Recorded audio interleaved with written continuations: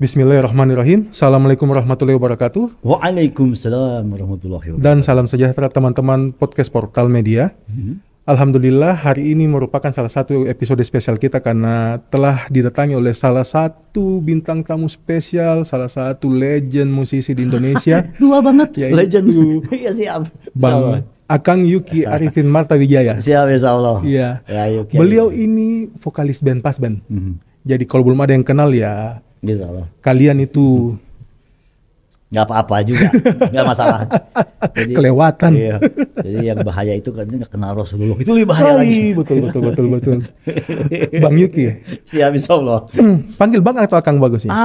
Orang Sunda senang manggil Akang. Akang aja ya. Tapi kalau saya di Jakarta pasti orang manggilnya Abang. Abang ya, Akang aja ya. Boleh. Kang Yuki. Kang Yuki ini bicara sejarah tentang band dulu ya Kang ya. Siap.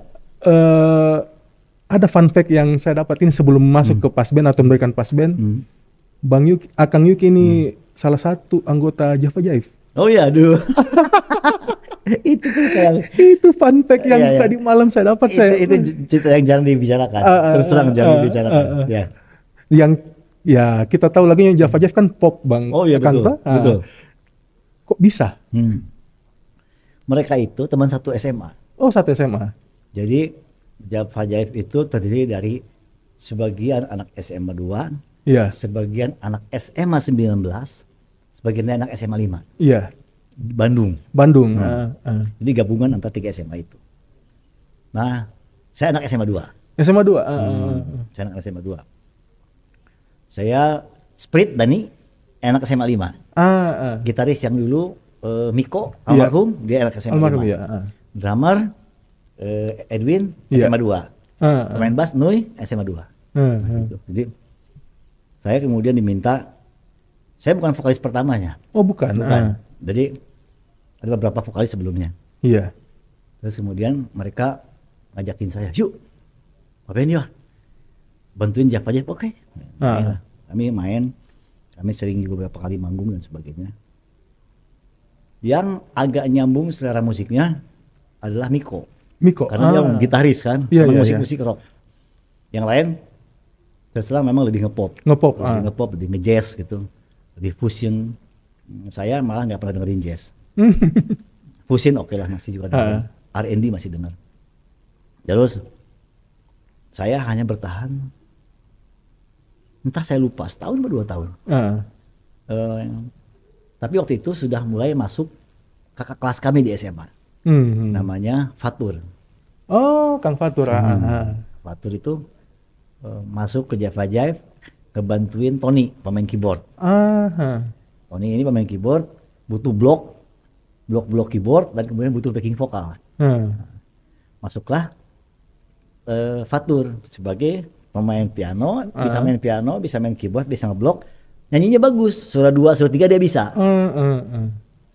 Saya keluar, nggak bergaul dengan mereka, tiba-tiba mereka keluar rekaman, kok jadi Fatur vokalis utamanya? Oh, nggak direncanakan ya Kang? Direncanakan, tumbuh dengan sendirinya. Dengan sendirinya. Jadi Akang sebagai main vokal di situ. Dulu kami berbagi vokal. Jadi 2 vokalis. Jadi kayak kalau zaman sekarang kayak siapa ya? Kayak Yofi, Nuno gitu, biasanya pakai 2 vokalis ya. Gitu. Kenapa bisa pindah atau bisa keluar dari Java Jive dan bentuk Pas Saya Band? memang rocker. Oh, Musik yang saya dengar dari kecil adalah musik-musiknya Rolling Stone, Deep Purple, Led Zeppelin. Saya nggak dengar Beatles. Jadi musik-musik yang nilainya pemberontakannya besar. Terus Deep Purple, apalagi ya Black Sabbath. Gitu-gitu, musik-musik yang keras. Dan akhirnya saya pengen jadi rocker. Saya pengen memainkan musik apa yang saya suka. Passion kan? Ya, passionate-nya ke situ gitu. Jatuh cinta hebatnya ke situ. Pokoknya gimana caranya mesti dapat teman band yang sama. Iya. Ketemulah dengan Beng Beng pas kuliah. Oh iya Mas. Saya tingkat 1, Beng Beng tingkat 2. Ada gitaris aneh, badannya kurus, rambutnya keribu. Oh keribu dulu, nggak pelontos kayak sekarang? Enggak, rambutnya keribu, kayak Jimi Hendrix gitu. Kalau pakai meja gayanya 60-an, 70-an. Jadi kemeja itu klasik ya? ketat, ininya lebar gitu. lebar. Oh, zaman-zaman Ahmad Albar dulu. Iya, celananya jeansnya Cutbray. Tapi bawahnya gede. Cutbray. Ya. Ini orang klasik banget. Begitu saya main ke rumahnya dia main gitar. Wah, ini orang gila nih, ini keren nih. Iya. Nah, lalu saya mendeklarasikan ini harus jadi gitaris saya. Gitu. By insting Kang ya? Ya. Jadi kami akhirnya jadi ngeband serius, jadi pemain bass berapa kali ganti, pemain drum berapa kali ganti, sampai akhirnya posisi yang pas band buat itu disahkan sebagai pas band tuh pemain bassnya adalah Krisno, adiknya Beng Beng, Iya. pemain drumnya adalah Richard. Sebelum Richard ada sebelumnya, namanya Harry Uu. Kami kakak kelas kami yang paling senior. Dia itu tahun masuk Unpad 87. Beng Beng 88, saya 89. Paling tua, paling pintar. Oh. Kuliahnya 3 tahun setengah beres. Wih, ngeri. Anak peternakan. Pintar, lulus beres, keterima kerja. Main drumnya bagus banget. Dilematis di itu kan ya? Saya salah mikir, saya nggak ngatur strategi. Kenapa? Saya pengen buru-buru lulus supaya bisa main band. Ternyata begitu lulus punya kerjaan. Jadi nggak bisa main band juga. Akhirnya dia keterima di BNI. Bagian kredit yang urusannya dengan peternakan dan sebagainya, pertanian.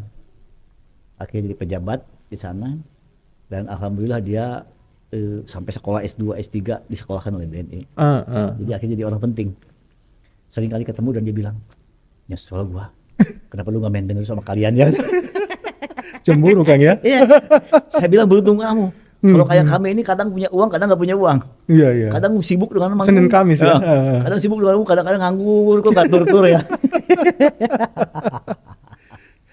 Katanya dulu sempat kecelakaan ya pada saat ngeband dulu.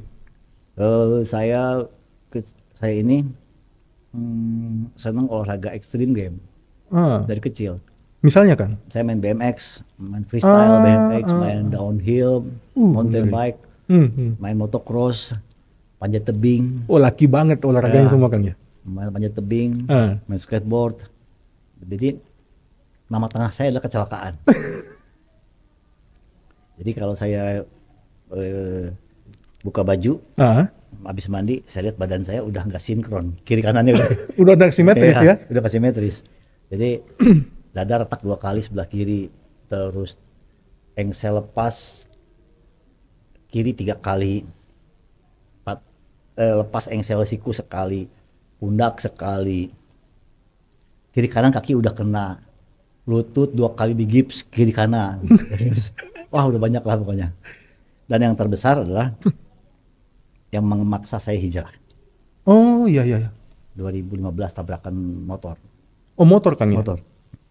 15 tabrakan motor. Di mana Kang tuh? Di Tasik. Oh di Tasik. Pulang dari manggung, pas band turun panggung jam 9 lebih seperempat, saya naik motor ngebut, ngejar panggung berikutnya sendirian. Karena pas band selesai manggung, saya masih punya kerjaan sebagai vokalis sendiri saja jadi bintang tamu band lain. Oh. Di Bandung. Side job ya? Ya side job.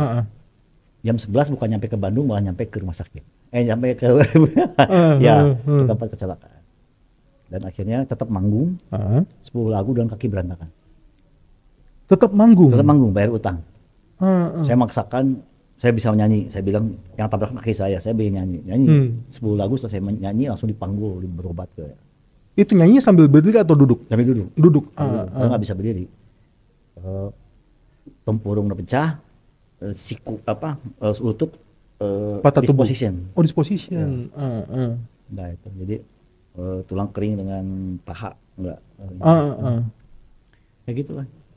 Terus ya itu yang membuat makin banyak mentafakuri diri, banyak memikirkan masalah-masalah kehidupan, pasti ada jawaban di agama.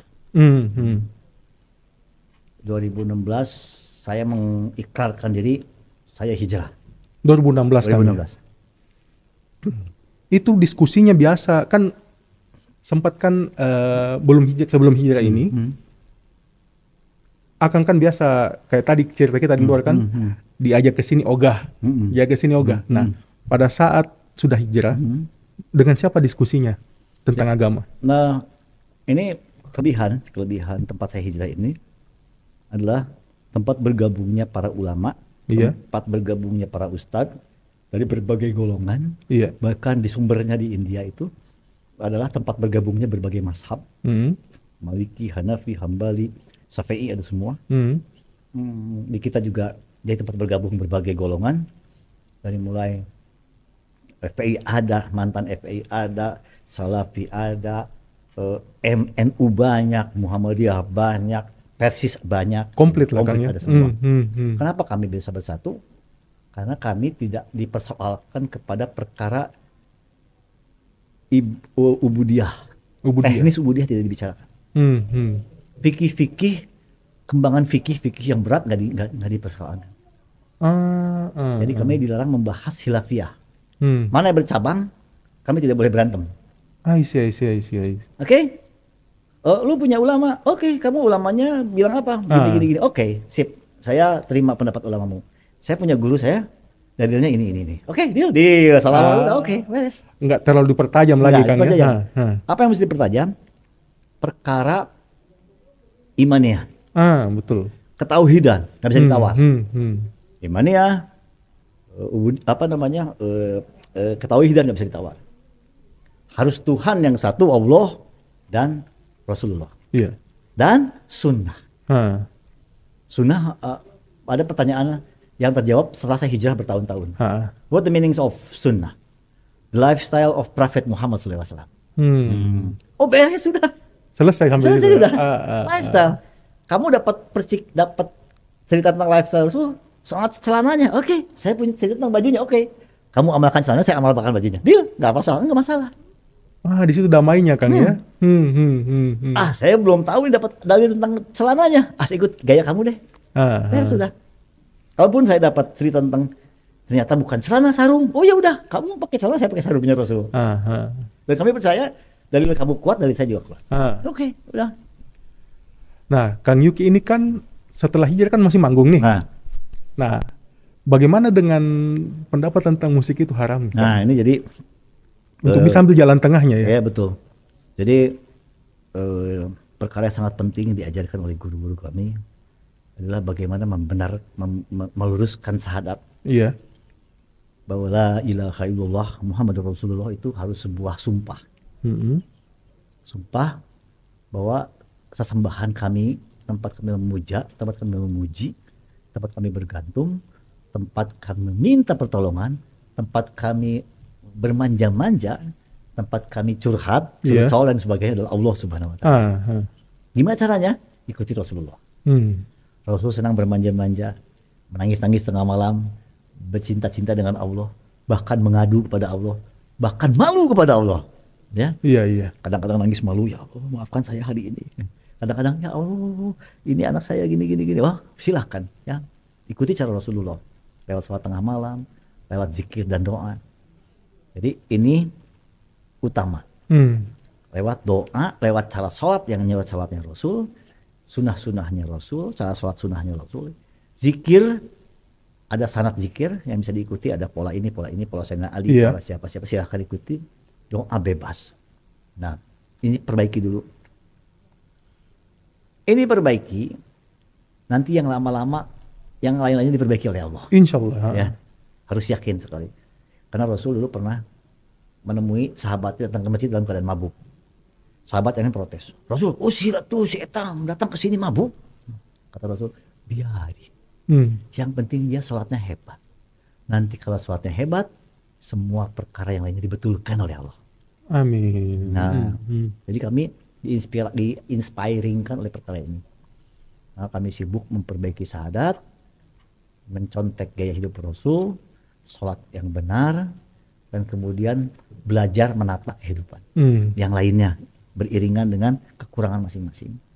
Karena setiap manusia ini punya kelebihan dan kekurangan masing-masing.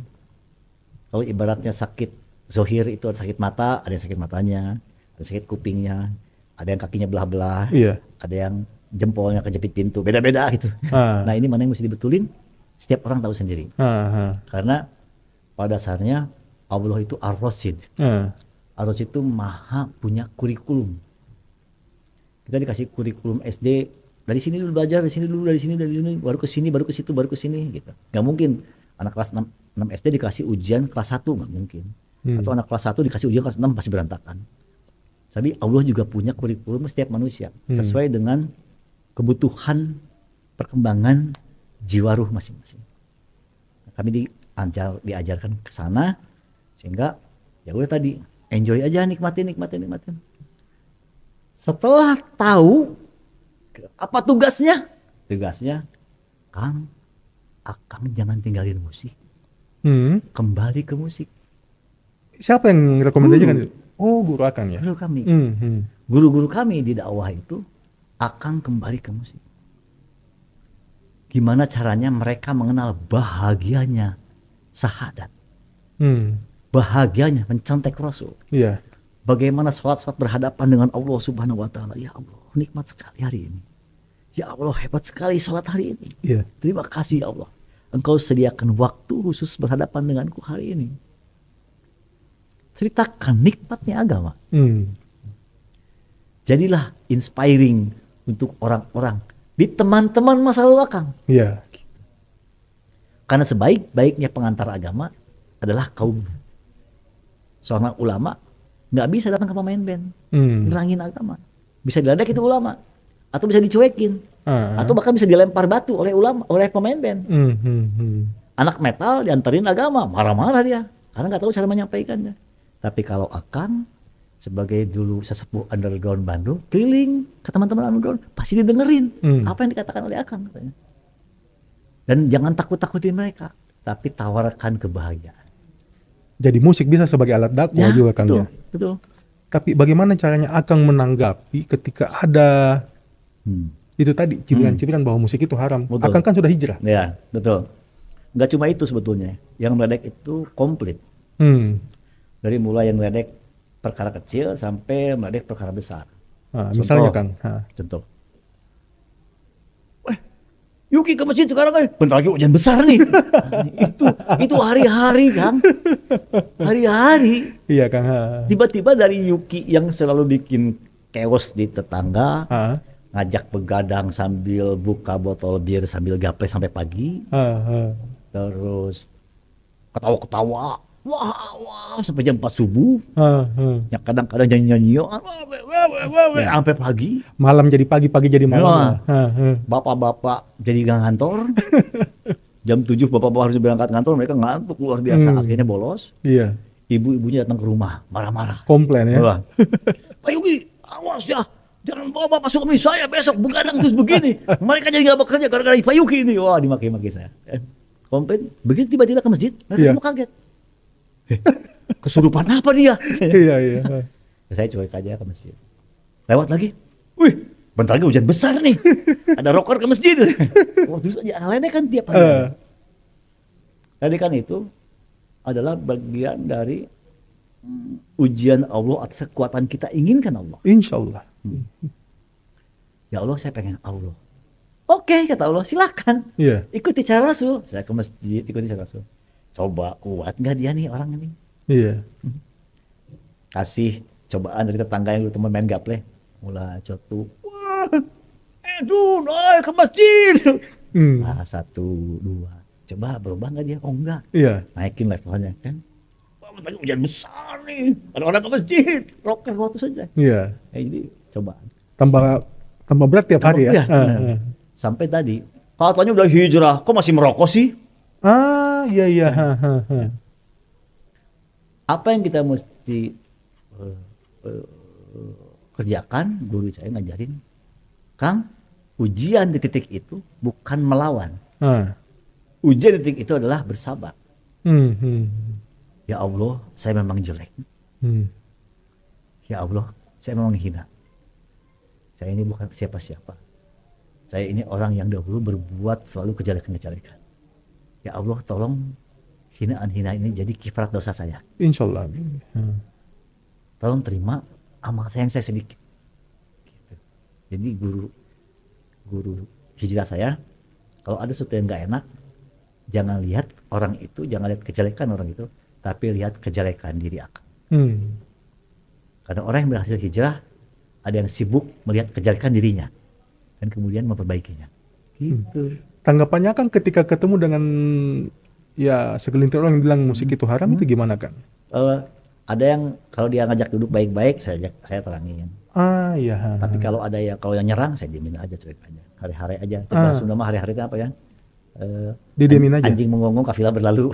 Senyum aja. Oke. Iya betul. Kamu betul. Saya salah, cek. Beres kan udah. Gak perlu antum menyerang saya lagi. Antum bener. Saya salah. Udah. Terima kasih. Beres udah. Dia udah gak nyerang lagi. Kok menyerah sih? Ini orang kok nggak melawan? Ya udah emang saya tidak mencari pembenaran. Saya tidak mencari ada nilai lain yang lebih penting dari saya. Bagaimana saya jadi silaturahmi dengan pemain band metal, saya jadi silaturahmi dengan band-band pop yang pernah saya datangi, yang pernah satu panggung. Saya mendatangi band-band fusion yang dulu saya selalu nonton band mereka sambil minum bir. Saya pengen silaturahmi dengan mereka. Dan kalau saya bisa, saya tahu mereka tidak pernah sholat.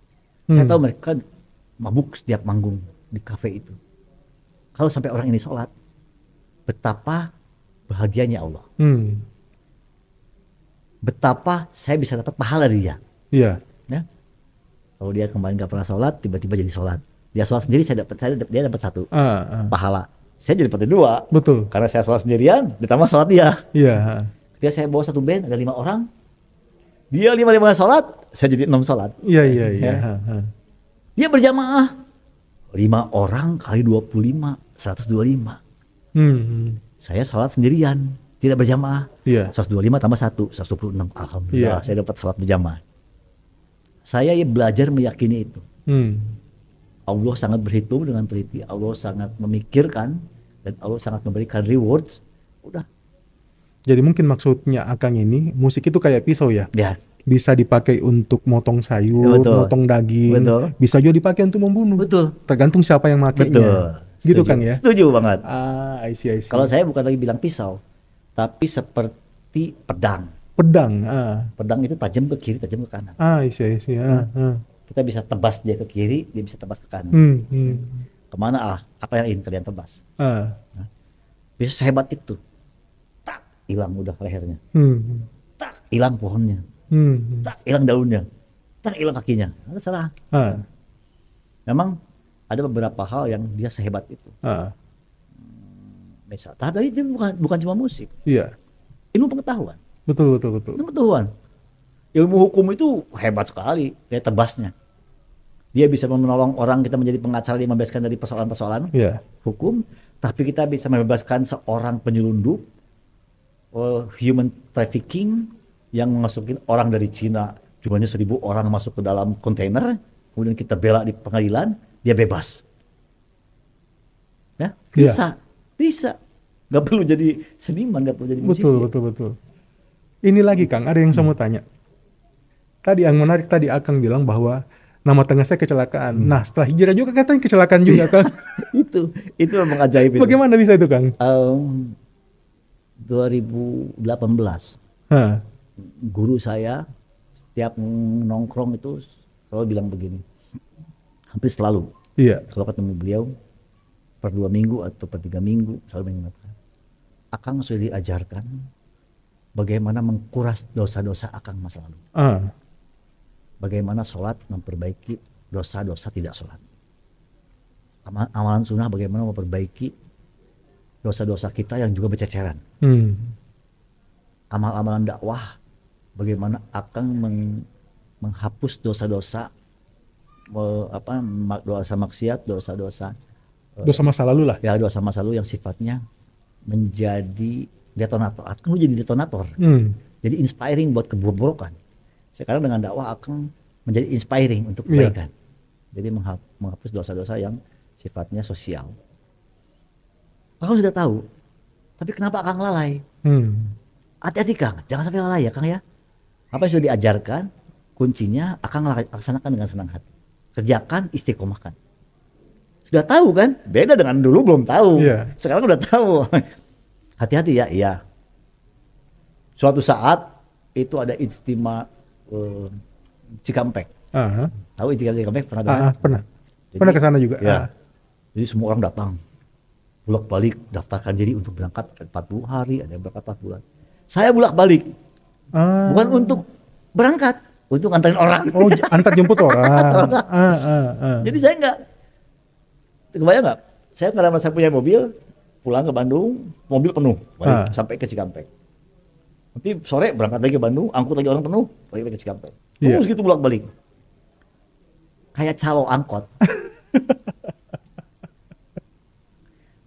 Dapat ceramah, semua orang ngacung. Kami siap berangkat. Ada yang berangkat ke Bengkulu, ada yang berangkat kemana? Kami bertiga, saya, seorang sahabat, supir, berempat setelah beres, kami pulang ke Bandung. Oh, semuanya nggak pergi kemana-mana, huruf, kami pulang. Jadi kami nggak huruf, cuma jadi calo huruf. 2 minggu kemudian saya tabrakan. Kami tabrakan. Kami empat-empatnya. 2 minggu setelahnya. Empat-empatnya. Kejadian di rumah sakit. Di Cikampek juga? Enggak, tabrakannya di Sukabumi. Oh, Sukabumi. Udah pulang ke Bandung. Karena 2 minggu sudah lewat itu acara. Teman-teman udah yang di sudah pulang lah. Enggak, ada yang sudah huruf kemana-mana. Oh iya. Sudah nyebar lah. Sudah nyebar. Ada yang ke Kalimantan, ada yang ke Sulawesi, ada yang kemana, ada yang kemana, udah berangkat. Kami 4 orang, empat-empatnya nggak ada yang daftar. Balik ke Bandung. Kan kami sudah dicalo, mudah-mudahan dapat pahala dari mereka. Udah beres. Ternyata nggak begitu. Kalau tabrakan kami berjejer di rumah sakit. Ada yang patah tangannya, ada yang patah kakinya. Kaki saya patah. Patah lagi? Patah lagi. Terus kami semua menangis. Ini pasti kesalahan kita nggak keluar di jalan Allah. Iya, semua ngaku. Nangis. Kami sudah dikasih rahasianya bagaimana menghapus dosa-dosa masa lalu. Kami sudah dikasih teori-teorinya. Kami sudah diberitahu ini amalannya, ini amalannya, ini amalannya. Untuk membuat masa lalu kalian yang kelam, yang pernah sering bikin dosa, menjadi orang-orang yang punya harapan untuk dapat masuk surga tanpa hisab. Sudah tahu clue-nya kan? Sudah. Tapi kenapa nggak dikerjain? Maka terpaksa Allah kasih bonus. Apa bonusnya? Dosa-dosa yang nggak kehapus digantikan dengan kejadian tabrakan yang menghapus dosa. Tabrakan itu menghapus dosa. Kesedihan itu menghapus dosa. Kesakitan itu menghapus dosa. Kesengsaraan, kemiskinan itu menghapus dosa. Alhamdulillah dipilihkan kami ini. Ya Allah, maafkan kami. Kami berempat nangis di rumah sakit. Tahun berapa itu kan kecelakaan? 2018. 2018. Berapa lama recovery-nya tuh sampai bisa jalan lagi? Lama. Bulanan juga? Bulanan. Ih, ngeri ya. Jadi saya bisa lepas tongkat itu sekitar 7-8 bulan. Mungkin lebih. 8 atau 9 bulan kemudian baru lepas tongkat. 9 bulan? Sudah sembuh kakinya, dan Bang? Sekarang masih pincang. Masih pincang kakinya? Nggak bisa sembuh. Ya, kayaknya kalau Akang ini sih kayak film zaman dulu, The $6 Million Man. Sudah banyak besi di badannya kayaknya, Kang ya. Ya itu tadi. Ya betul. Saya lihatnya juga kemarin ini pas band kan sudah kayak keluarga, kayak bagi Akang ya. Ya betul. Semua kan pergi umroh kemarin, saya lihatnya. Itu gimana rasanya tuh pergi bersama-sama sama anggota pas band? Betul luar biasa karena terus terang saya sering berdoa kepada Allah. Ya Allah, saya ini orang paling hancur di band. Teman-teman ini semua orang yang punya agama. Orang tua mereka adalah orang-orang yang punya agama. Mereka punya amal agama dari kecil. Sholat mereka bagus dari kecil. Tahajud mereka dari kecil. Saya ini nggak pernah sholatnya berantakan, nggak pernah sholat kan. Tapi kenapa engkau beri hidayah? Ya Allah, tolong beri hidayah teman-teman saya juga. Jadi jangan cuma saya yang dikasih bahagia dalam sholat. Jangan cuma saya yang dikasih bahagia dalam membaca Quran. Jangan cuma saya yang dikasih bahagia dalam sholat malam. Tapi kasih bahagia teman-teman saya juga. Enak. Nah itu berangkat kami, tiba-tiba kami dapat harapan untuk dapat berangkat sama-sama. Kami berangkat sama-sama. Itu saya berguncang. Berguncang bahagia. Seneng. Karena Richard teman SMP. Mantan drummer itu tapi masuk kembali ya? Itu teman SMP, teman main band dari SMP. Terus dia yang bawa salah main band. Beng Beng waktu tingkat 1 kuliah. Trisno setiap main ke rumah Beng Beng pasti ketemu Trisno. Sandi teman yang sangat akrab ketika Sandi masuk pas band. Ya, Kang Sandi. Ya. Jadi kami itu udah seperti kata teman-teman udah kayak biji zakar. Lato-lato ya. Ya. Di mana ada Yuki, di situ ada Sandi. Dari semenjak Sandi masuk tahun 99. 99 ya. Richard keluar 99, Sandi langsung masuk 99.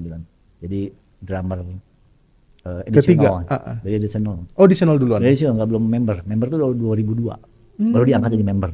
Tapi dari 99 kami udah akrab. Oh, di ospek dulu ya 3 tahun ya. Kami cocok. Ke kafe-kafe kampung. Kalau main di kampung nih, kalau main di daerah-daerah kayak Solo, kayak Jepara gitu kan nggak ada klub yang bagus. Klub tuh klub dangdut. Gelap ruangannya. Musiknya ada yang lain. Teng dung gitu kan. Musiknya begitu doang, musiknya tetot gitu. Minum mabuk, pulang nanti tit ya. Itu juga perkara yang membuat kami jadi sangat dekat. Oh, di situ dekatnya situ. Dekat. Jadi udah kayak biji zakar. Jadi semua punya kenangan indah dalam diri saya. Enggak lagi sebagai teman, tapi udah kayak adik, kayak kakak. Maka ketika bisa umroh sama-sama, itu terharunya luar biasa. Bahagia sekali. Ya Allah, teman-teman ini mengalami semua masa. Kami pernah berjuang sama-sama, nitik karir, lapar-lapar, kepanasan, kehujanan, menikmati hasilnya, disuraki orang, dipuji-puji orang, dapat tabungan, dapat kehidupan. Terus kemudian kami juga gila sama-sama, lupa kepadamu ya Allah. Dan sekarang dikasih kesempatan untuk sama-sama ingat kepadamu. Itu bahagia sekali. Bahagia sekali kan? Bahagia sekali. Itu tadi kan, Kang Richard. Ini kan dari nama aja kan ya. Iya betul. Non-Muslim. Iya betul. Kenapa menjadi mualafnya beliau? Beliau itu hebatnya dia tuh orangnya penasaran, senang baca. Dan kalau baca nggak tanggung-tanggung. Logik ya. Dia nggak tanggung-tanggung. Dia beli buku atau apapun yang bisa jadi masukan buat dia untuk makin dalam lebih jelas. Dia beli buku agama Samawi, sejarah agama Samawi tebal sekali. Kalau saya ngeliat tebalnya udah malas baca. Dia tamat baca itu. Kayak buku Harry Potter ya. Tebalnya. Dia baca sampai tahu sejarah agamanya. Di mana sejarah agamanya bengkok. Di mana sejarah agamanya berbelok gitu. Dia tahu, oh ini. Jadi agama yang gue bawa ini nggak sama dengan ajaran Nabi gua. Gitu. Nabi gua tuh udah berhenti ngajarannya sampai sini, ajarannya sudah benar sampai sini, tapi kemudian ngaco. Dia tahu. Oh dia terus. Akhirnya dia bilang, iya kenapa ya? Tiba-tiba dia telepon. Saya mau ke Bandung ya. Waktu dia tinggal di Jakarta. Datang ke Bandung. Ngajak diskusi sampai pagi. Ngantuk-ngantuk. Oh iya bener. Kamu bener. Apa yang kamu baca bener. Iya bener. Iya. Gitu. Ketiduran. Jam 4 subuh dia pulang ke Jakarta lagi. Gitu. Kalau dia ngajak lagi penasaran, dia bisa diskusinya bisa seperti itu. Tiba-tiba anak juga mendorong dia. Dia nikah, dapetin wanita muslim, anak-anaknya masuk sekolah muslim. Alhamdulillah. Kemudian nikah yang kedua ya, istri yang muslimnya istri kedua. Terus kemudian dari sekolah anaknya dia melihat perkembangan. Karena sekolah muslim, sangat sekolah muslim, bagus, sekolah muslim bagus di Jakarta. Jadi ketika dia berangkat untuk umroh langsung jadi. Kebiasaan itikaf di Masjidil Haram, di Masjid Nabawi dibawa pulang. Kebiasaan sholat tepat waktu di Masjidil Haram, di Masjid Nabawi dibawa pulang. Kebiasaan kebiasaan sholat sunnah di Masjid Nabawi, di Masjidil Haram dibawa pulang. Zikir setelah doa menangis sebisa-bisanya menangis dibawa pulang. Jadi semua amal-amal yang dipelajari termasuk walaupun baca Quran A I U masih kacau dibawa pulang. Alhamdulillah ini hadiah besar. Alhamdulillah hadiah besar buat saya pribadi, buat band pribadi, dan mudah-mudahan kami semua satu band istiqomah. Alhamdulillah. Insyaallah. Saya sering guyon ke teman-teman. kita ini band-bandan dari muda. Ah. Kita dulu pernah menghayal waktu belum terkenal, kita pernah menghayal. Someday mungkin kita bisa beli tanah satu komplek seperti Rolling Stone beli tanah di Caribbean. Iya. Satu pulau, kemudian bikin rumah bertetangga, bikin hotel, bikin bisnis di pulau itu sama-sama. Kita pernah berhayal seperti itu. Iya. Dan kita nggak sukses mendapatkan itu. Kita rumah masing-masing, saya di Bandung, Tisno di Bandung. Tapi mungkin suatu saat kenapa nggak bisa kita minta pada Allah kita bertetangga di jannah. Amin. Gitu. Ya mudah-mudahan. Amin, amin. Mudah-mudahan. Amin. Terima kasih banyak atas waktunya. Sama-sama. Satu kata lagi, satu lagi Kang. Minta tolong dong kata-kata untuk bisa memacu atau menjadi trigger bagi anak-anak muda ini. Jadi kalau saya ukurannya, saya mengandaikan antara kebutuhan ruh dengan kebutuhan zahir. Kebutuhan ruh, kebutuhan zahir dulu ya. Kebutuhan zahir, butuh makanan yang bergizi. Butuh karbohidrat yang bagus, bentuknya bisa nasi, bisa kentang. Kemudian kalau buat orang hitam itu di sebelah Indonesia Timur itu sagu, karbohidrat ya. Butuh protein, bentuknya bisa daging, kambing, sapi atau ayam atau ikan. Butuh sayur-sayuran. Ya, butuh tomat, bisa sayur apa sih, kol dan sebagainya. Butuh buah-buahan walaupun cuman sebutir apel. Butuh susu untuk kesempurnaan. Butuh mandi. Butuh keramas, butuh gunting kuku, butuh gunting rambut, butuh ganti baju. Kebutuhan fisik lah kan.